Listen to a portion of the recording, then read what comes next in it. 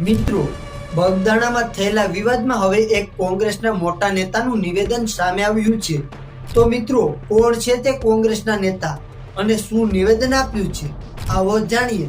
તો નમસ્કાર મિત્રો, હું છું રોહિત પ્રજાપતિ.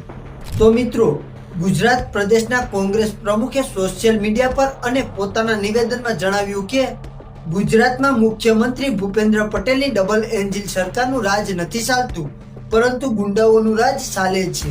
અને તેમણે વધુમાં કહ્યું કે બગદાણામાં કોળી સમાજના યુવાન પર ખુલ્લેઆમ હુમલો કરી તેના હાથ પગ તોડી નાખવામાં આવ્યા, જે દર્શાવે છે કે ગુનેગારોને પોલીસનો કોઈ પણ ડર રહ્યો નથી. અને ખાસ પોલીસની કામગીરી સામે સવાલ કરતા કોંગ્રેસના નેતા અમિત ચાવડાએ કહ્યું કે આ મામલે પોલીસ માત્ર દેખાવ પૂરતી કાર્યવાહી કરીને સમાજનો રોષ શાંત કરવાનો પ્રયાસ કરી રહી છે. આ હુમલો કોણે કરાવ્યો અને તેના પાછળના મુખ્ય સૂત્રધાર કોણ છે તેની તપાસ કેમ કરવામાં આવતી નથી? શું પોલીસ આ હુમલાખોરો સામે એવી કડક કાર્યવાહી કરશે કે ભવિષ્યમાં તેઓ ફરી આવું કરવાની હિંમત ન કરે? આટલું જ નહીં, અમિત ચાવડાએ સીધો સવાલ ગૃહમંત્રી પર ઉઠાવ્યો છે. તેઓએ હર્ષ સંઘવીને સંબોધીને લખ્યું કે તમારી પોલીસ ગુંડાઓ વિરુદ્ધ કડક પગલાં લેશે કે કેમ?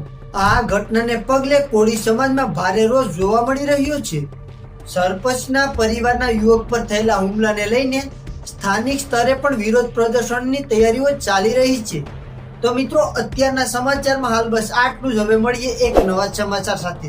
અને જો તમે અમારા આ વિડીયોમાં નવા આવ્યા હોય તો વિડીયોને લાઈક કરી અને ચેનલને સબસ્ક્રાઇબ કરી દેજો.